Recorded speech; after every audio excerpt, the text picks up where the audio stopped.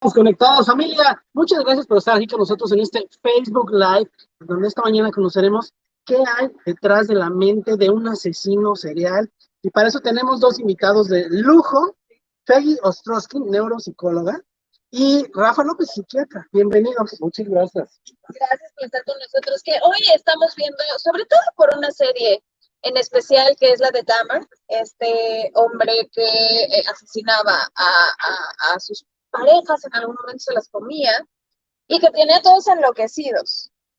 Y a mí sí me gustaría empezar a preguntar, cuando uno pone el lado humano de estas personas, ¿lo estamos humanizando y dejando a un lado a las víctimas? Porque sus nombres ni se mencionan, y muy pocos se mencionan en esta serie en específico.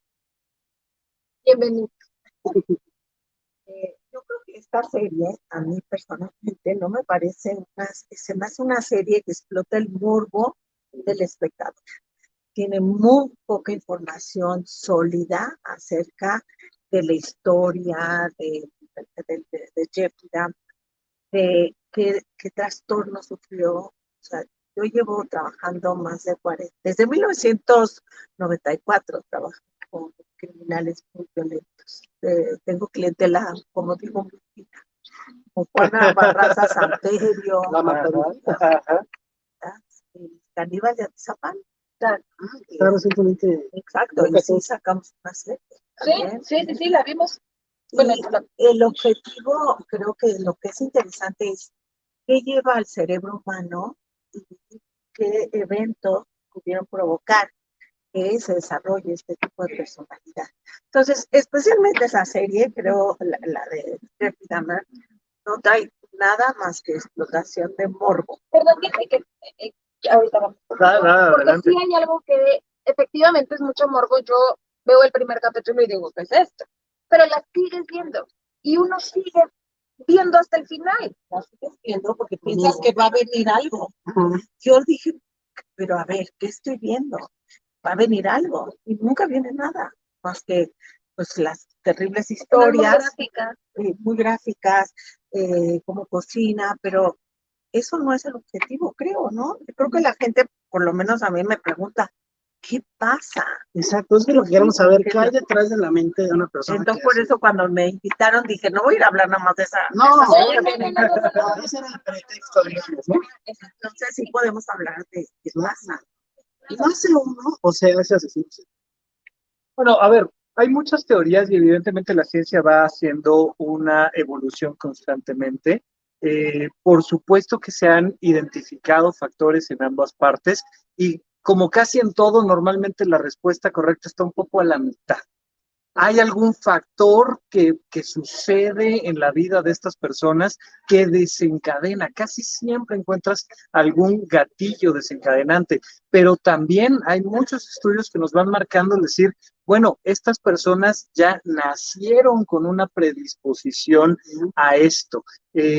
Incluso se ha planteado, algunos teóricos han dicho, bueno, hay personas que por un lado se deprimen, que por otro lado tienen estos estados de elevación de ánimo y hay estas otras terceras personas que tienen un callo emocional, le llaman una incapacidad para vincularse emocionalmente con los demás y es lo que, entre comillas, les permite hacer todas estas atrocidades.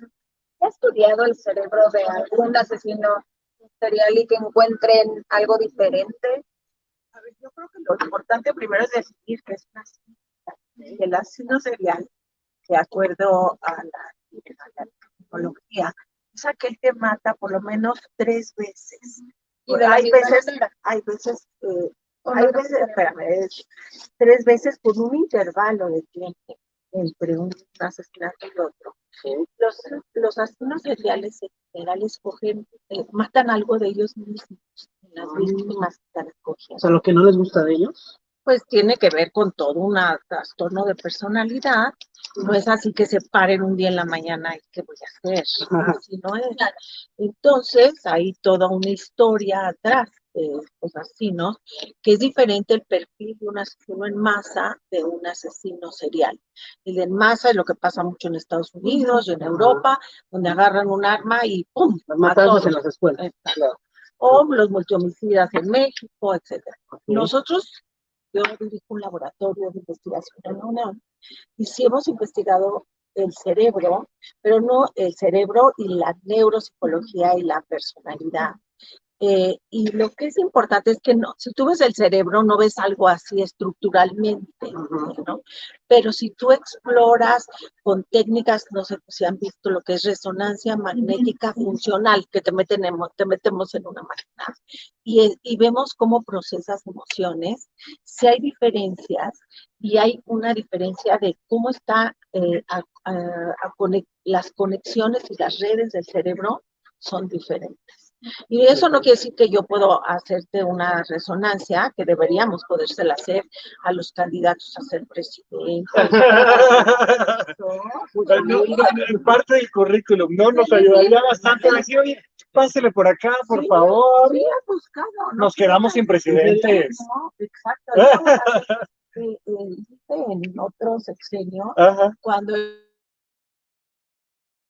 bueno, tú chécalos, ¿no? A ver qué les pesca. Pero también nos metemos ahí en un tema de discriminación, ¿no? Que es donde empezamos a tener, porque es, oye, ahora resulta que por ciertas características físicas o biológicas te estoy discriminando No, a te está un felito, cargo, no, tal. pero son cosas, la ciencia, o sea, son datos objetivos, Sí, pero replicables y medibles. Pero bueno, no acepté, porque primero me dijeron, los resultados no los das a nosotros. No. No, bueno. Y la verdad es que tú puedes tener a lo mejor ciertos rasgos de personalidad que muestran que si hay honestidad, que si hay compromiso, pero no sabes cómo das el bandazo cuando te agarran a billetas. Claro.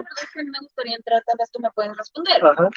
Yo soy fanática de todo lo que tiene que ver Crímenes. con crímenes. Claro. Ted Bundy, Claro. sí, esta serie, Investigation Discovery, El vecino asesino, o sea, me llaman los documentales, El caníbal de Atizapán, lo vi también. Claro. No es que disfrute, pero me llama mucho la atención. No, pero Y sí lo veo. Sí lo disfrutas, Oh. y lo disfrutas tú, O sea, y lo disfruto yo, y lo disfrutamos mucho, pero ahí está gusta? esta parte de lo que llamamos morbo, ¿no? A ver, nos gustan las historias, los seres humanos somos el simio que cuenta historias. Entonces, desde que existimos, nos hemos reunido en torno al fuego a platicar historias de fantasmas. Y mientras más fantástica, mientras más intensa es una historia, pues más nos va a llamar la historia del gran deportista, pero del gran asesino, pero del gran resiliente, pero del gran... Y es tema de que nos gustan las historias. Entonces, estas, por supuesto, que tienen una cosa muy atractiva, porque nos permiten, además, ponernos a través de nuestras neuronas espejo en una situación que nosotros no podríamos vivir, pero que es por demás interesante. Entonces, no es de, ok, a todos los que les gustan las historias, estas están mal. No, pues es parte de lo que nos llama. El debate fue por qué queremos ver esto en lugar de por qué no nos plantean la historia de una víctima o de las víctimas. Lado de la víctima. Pero no tendría tanta fuerza. Pues no, porque lo que quieren saber es cómo piensa esa persona, ¿no? Bueno, yo creo que puedes poner las dos partes, pero yo creo que el morbo tiene que ver una base biológica. Es como cuando tú vas manejando y hay alguien que atropellaron y todos se ven. Sí. Y hay ese morbo que decir, ¿qué pasó? Porque no me pasa a mí. Claro. Otra situación es que yo me baje y me tomo una foto con el muerto. Claro. Y entonces, pero el tráfico se hace porque todos voltean a ver, pero ¿no? es un morbo biológico que es alerta. Yo creo que la atracción no es de todos. Bueno, yo he dedicado varios años de mi vida a estudiar qué les pasa. Y mis hijos les doy vergüenza. Claro, ¿por qué te dedicas a eso? Y a lo mejor cocinamos pastelitos o algo. Has estudiado más de 370 criminales. ¿Existe esto que le llaman el gen de la maldad? No existe.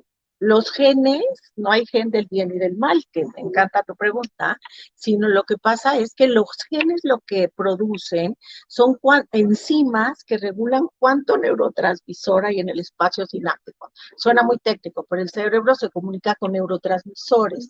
Entonces, si hay más de 50 neurotransmisores, si tú tienes mucha dopamina, que es uno de ellos. Lo que te hace feliz, ¿no? Exacto, pero eres esquizofrénico, si se te pasa. Si tienes poquitita, eres parkinsónico. Entonces, en el espacio tiene que haber, y los genes regulan. Sí se ha encontrado, y en el laboratorio podemos producir ratones criminales, asesinos. ¿Cómo? Si tú modificas un gen, que es el gen de la MAO produce enzimas que producen dopamina, noradrenalina, serotonina, esos que tienen que ver con la regulación de la conducta. Y entonces sí pueden producir. Sí hemos hecho estudios de genética. Peligroso hacer ratones asesinos. No, que alguien le dé mal uso a... No, ya vi muchas películas. yo no soy genetista, pero Y nadie podría darle mal uso a esto. Pues sí, podrías crear un asesino en serie, a lo mejor. Teóricamente sí podrías, ¿no? pero O sea, modificar al niño, Pero sí, etcétera. el hecho de que los genes no está tan fácil. estamos lejos, pero vaya, por supuesto que la ciencia al final siempre Claro, se puede avanza. aplicar, ¿no? Y un poco regresando, quería comentarte de lo que estábamos platicando, de por qué nos gusta y nos interesa. La gente que se dedica al el teatro y a estudiarlo desde una perspectiva un poco más científica, te dice, mira, al final nos gustan las historias de las personas que son buenas para eso que hacen.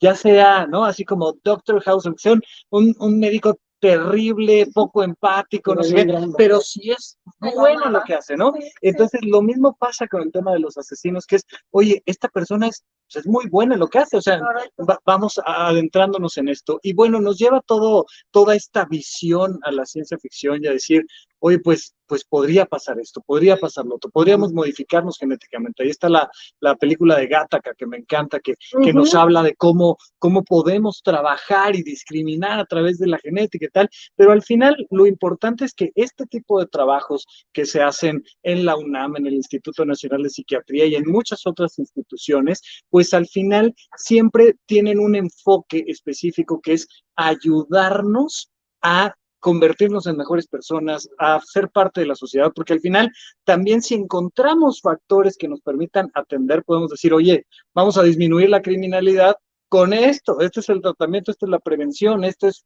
lo que buscamos al final. Es real que son encantadores los asesinos seriales. Lo que pasa es que hay rasgos de personalidad que se llama psicopatía. La psicopatía no es un trastorno psiquiátrico, no es que escuches voces que te digan estos son todos los malos y mátalos. Hay un contacto con la realidad. La psicopatía es un trastorno de personalidad. La personalidad es nuestro sello individual. Y entonces hay del 1 al 3% de la población hay psicopatía. No todos están en la cárcel. Yo calculé que en México hay alrededor de 1 millón de psicópatas, porque es más frecuente en hombres que en mujeres. Sí. Es 85% los hombres, 15%. ¿Y a qué se debe eso? Tiene que ver con la genética. Okay. Y entonces, pero en la cárcel, en un estudio que hicimos, hay 25% de psicópatas. O sea, no todos los que están en la cárcel son psicópatas. Y entonces ahí lo que decía el doctor, esta callousness o falta de sentimientos de empatía hacia los demás, no sientes, no quiere decir que no los puedas sentir, porque los estudios que hemos hecho de resonancia es que sí sientes, pero no activas las mismas vías tan automático. Entonces tú puedes, quieres matar a alguien, pero pues, porque se te cerró, claro, o al marido claro, que te puso no? el cuerno, o al marido que te puso el Por cuerno, supuesto. pero hay inhibidores, pero pues una señora que como Juana Barraza que mata a 16 y no le hicieron nada, sí, ya, ¿no? ya como eso, que algo pasa. Entonces la psicopatía es frecuente entre los asesinos seriales, también entre los presidentes y entre los financieros. Y saben que están haciendo mal. Porque, claro, tienes el concepto perfecto del bien y del mal, pero no te importa. Y utilizas a los demás para tus propios fines. Deja nada más decirte que yo entrevisté y ya te dejo hablar. Adelante, no, por favor. Al caníbal de Atizapán, ¿no? Y entonces, pues, si lo ves, es un hombre de complexión mediana, con pelo chinito y así. Y la gente si alrededor decían que Sí, nunca se le imaginaron los vecinos. Tú estás a ver muchas horas con él. La verdad no te da nada de miedo, es encantador en su parte de personalidad. Ay, oye, no te dice.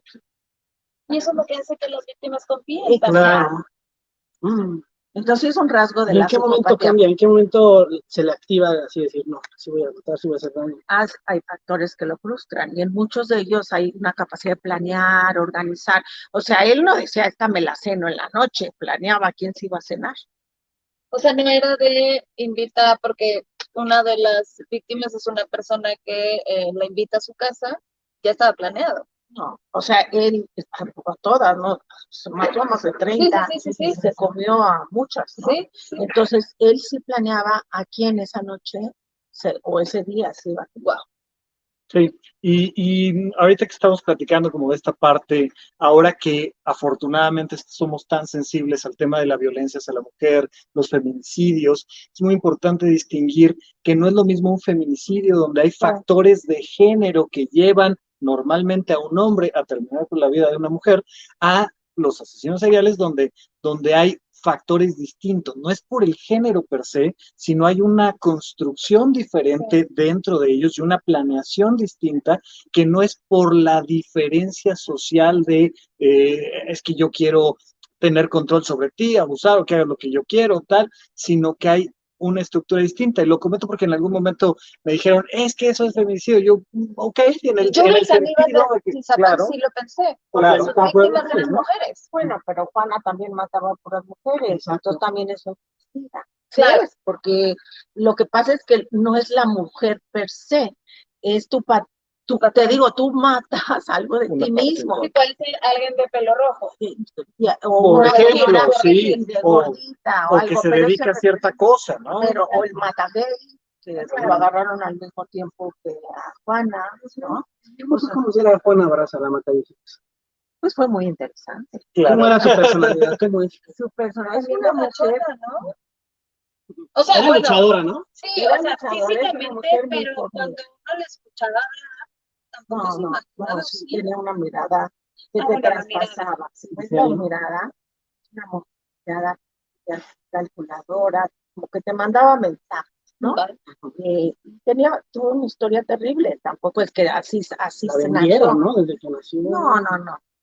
¿Quieres que le cuente toda la historia? No sé, grande, Ella nace de una mujer una mujer muy pobre, que en el momento que ella nace, el marido abandona a la madre de Juana, se lleva al hermano de Juana. Juana, la madre, viene desesperada a la Ciudad de México y se trae a una niña que odia porque representa el abandono del padre. Y aquí en México se une con un señor muy pobre, que es también, que trabaja en la construcción, se junta con él, tiene otros 2 hijos, tiene 2 medios hermanos, y la señora es alcohólica y le deja a Juana que cuide a sus hermanos.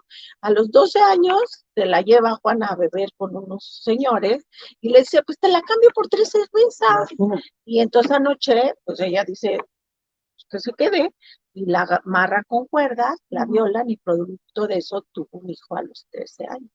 Entonces, es toda una historia muy trágica, pero no todas las gentes que es violada y maltratada se vuelve asesino. ¿Por qué sus víctimas, o era lo fácil? Porque se ganaba su confianza, porque no luchaban, porque era su mamá la que estaba matando. Mataba, o sea, ¿a quién? A las mujeres, no mataba a los hombres. Y además estaba bien pochada. Podía matar al que fuera. Por ejemplo, si en terapia de repente, yo sé que existe una ética, pero te empiezas a dar cuenta de lo que te están diciendo, que se puede encaminar por ahí, ¿es su obligación hablarlo? Hay una ética, pero, o sea, hay este secreto profesional, pero hay un marco jurídico, ¿no? En el momento en el que tú tienes una información así de grave, por ejemplo, si alguien dice y tú genuinamente consideras que está poniendo en riesgo inminente su vida o la de alguien más, es tu obligación hacer un reporte al respecto.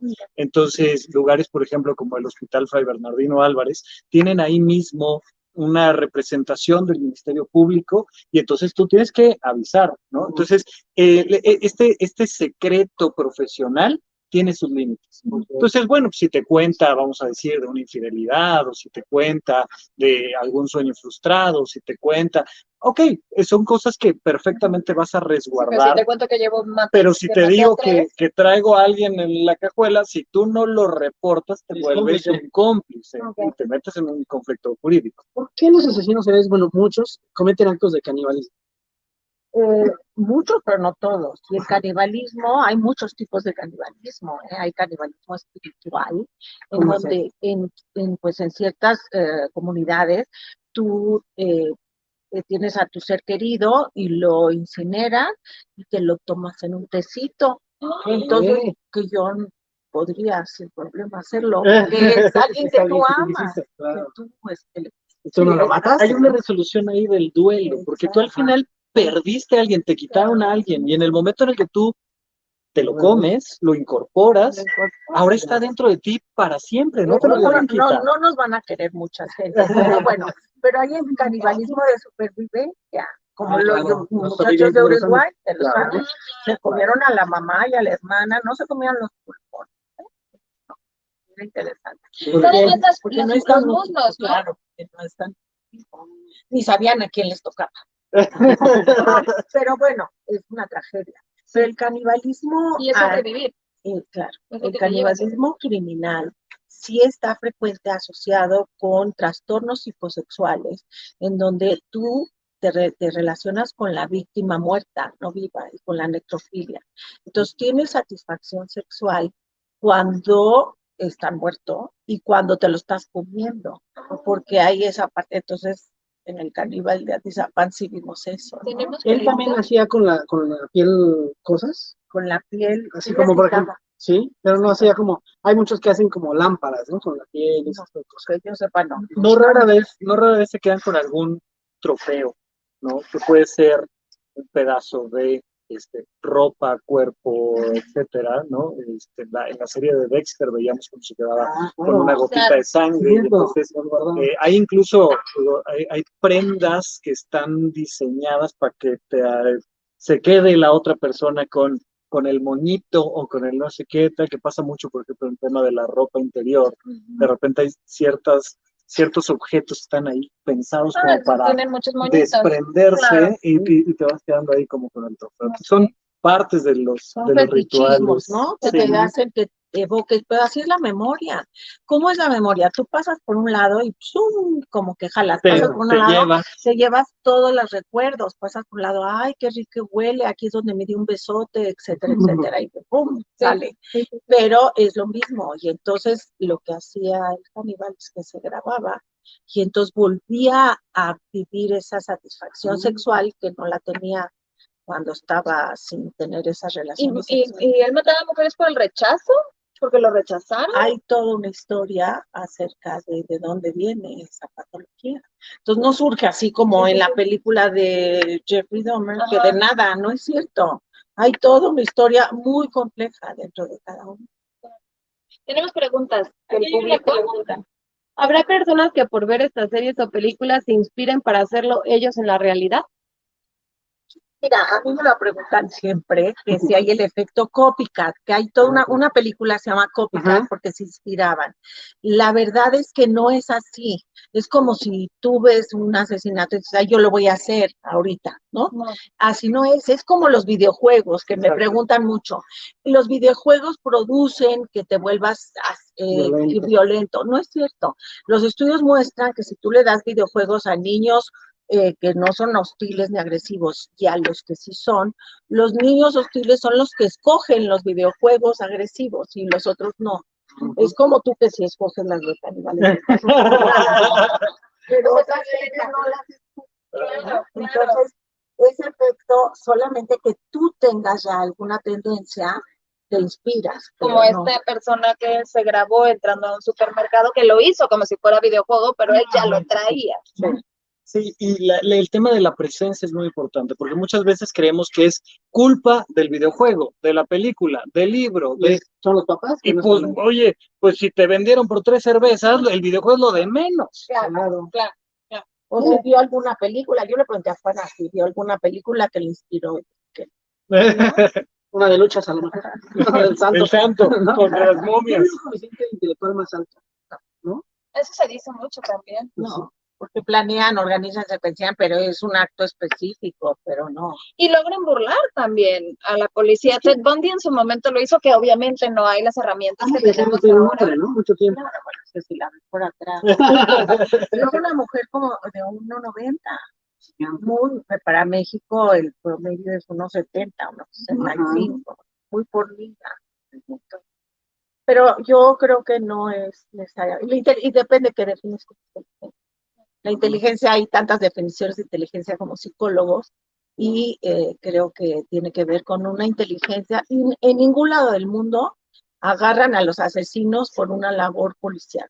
Es por accidente. Así pasó con Juana, ¿no? Exacto. Y así pasó con el caníbal de Atizapán, y así pasó con el caníbal de la Guerrero, que es otro cliente. Y de hecho, cuando entran a catear la casa del caníbal, es cuando se dan cuenta de todo lo que había dentro. Pero no entraron por eso. La buscaron porque era esposa de un policía, el policía checó que andaba por la calle. ¿A cuánta gente puede checar las cámaras y seguir a un? Claro. Juana mató a ¿qué era? ¿La abuela de un forense? ¿No? Mató a muchas. Pero digo, por la que la cacharon.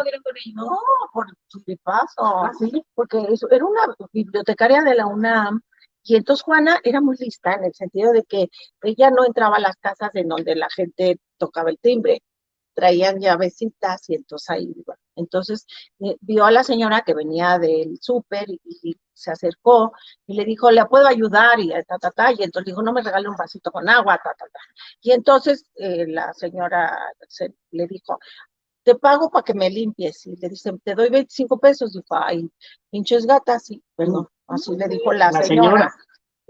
Nada más quieren ganar mucho dinero, y entonces que la ahorca con un estetoscopio que tenía ahí. En el momento que la está ahorcando, entra el inquilino de la señora, que era un mesero que trabajaba en un bar. Y llegó, y entonces dice, Anita, y Juana se sale corriendo, y había unos policías ahí parados, pero no están haciendo nada, y agárrenlos. Hasta Juana estaba enojada porque le dieron 100,000 pesos a los policías porque la habían agarrado, y dijo, me los hubieran dado a mí. ¿Y la Matabellas es catalogada como una asesina serial? Que A ver, pues. Por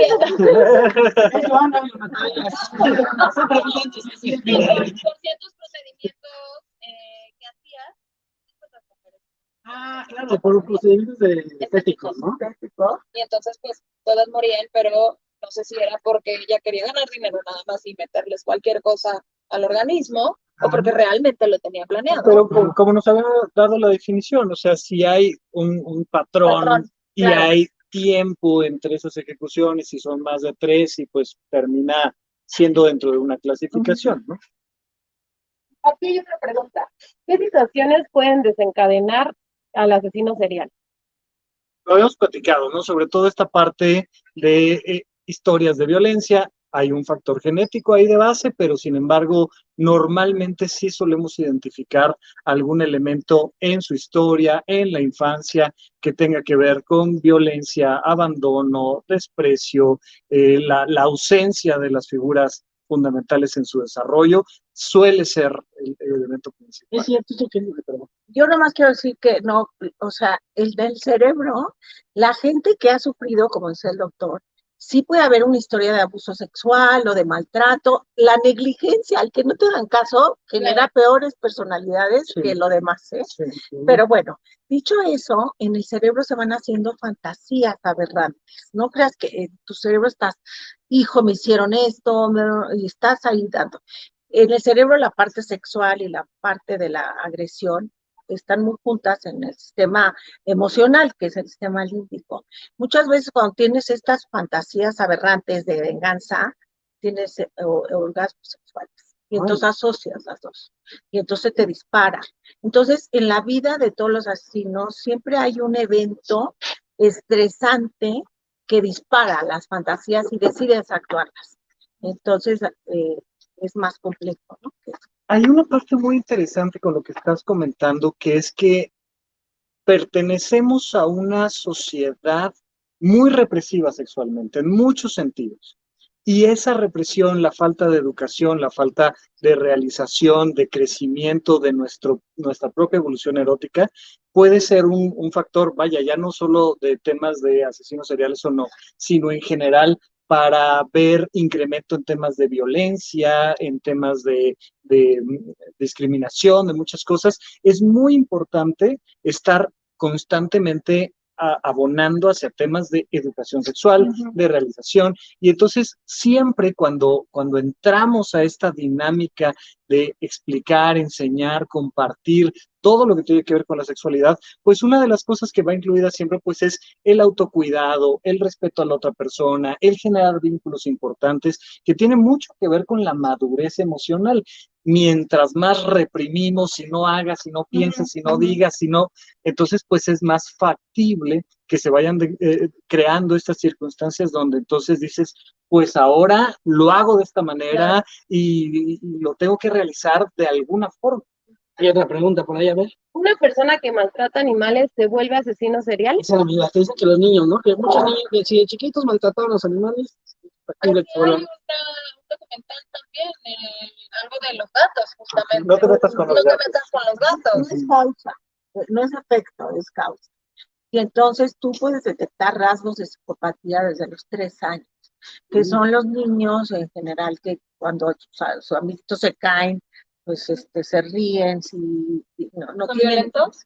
son violentos y utilizan, tienen fascinación por el fuego y también abusan de los animales. Y entonces yo en la cárcel les preguntaba, ¿y tú les hacías daño a los animales? Uy, sí, doctora, me encantaba prenderle fuego a los perros, a los gatos y ver cómo salían corriendo. Y eso representa una falta de respeto por la vida y por la propiedad también. Y también hay, entre otras cosas, historia de pérdida, no, de falta de control de esfínteres. O sea, se orinan hasta los 12 años o tarde. Y eso tiene que ver con el control de ciertas áreas frontales, las que están atrás de la frente, que hay una pobre regulación, tanto cognitiva como motora. Entonces, justo lo que es este live es, sí se puede saber qué hay detrás de la mente de un asesino.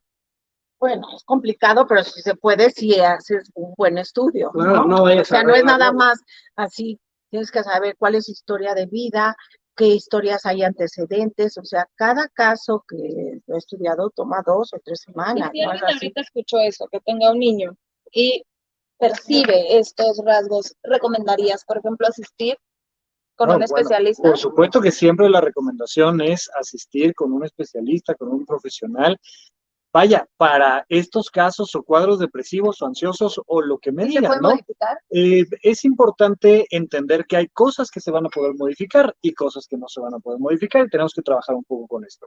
Definitivamente, la presencia de la figura paterna, materna, la familia, los profesionales de la salud, el ir creando un contexto positivo, pues nos va a ayudar bastante. Pero hay un factor ahí extra que hay que saber que está latente también, ¿no? Pero también yo creo que hay figuras rescatadoras en la vida de muchos de nosotros, que no solo es la papá y el mamá, porque la verdad es que no es la historia de México, pero sería que bueno, pero no hay papás, o hay, bueno, hay pocos papás. Sí. Responsables. Pero yo creo que lo que a mí me impresiona es que Juana, por ejemplo, nunca fue a la escuela y vivía muy aislada en el vecindario. Y entonces, muchas veces es un vecino, un maestro, un compañero que es la figura que te rescata cuando tú sientes apoyo, porque los seres humanos somos seres sociales y siempre queremos la aprobación y el cuidado y que seas importante para alguien. Entonces creo que no solo es los papás, sino los vecinos, el entorno, la escuela, que sí puede rescatar. Boris Cyrulnik le llama el adulto significativo, ¿no? Hombre, mujer, en un momento, en otro de tu vida, pero hay esa persona que está, que te acompaña, que genera un vínculo, ¿no? En las comunidades africanas tienen esta frase que dicen que para criar un niño se requiere a toda la tribu.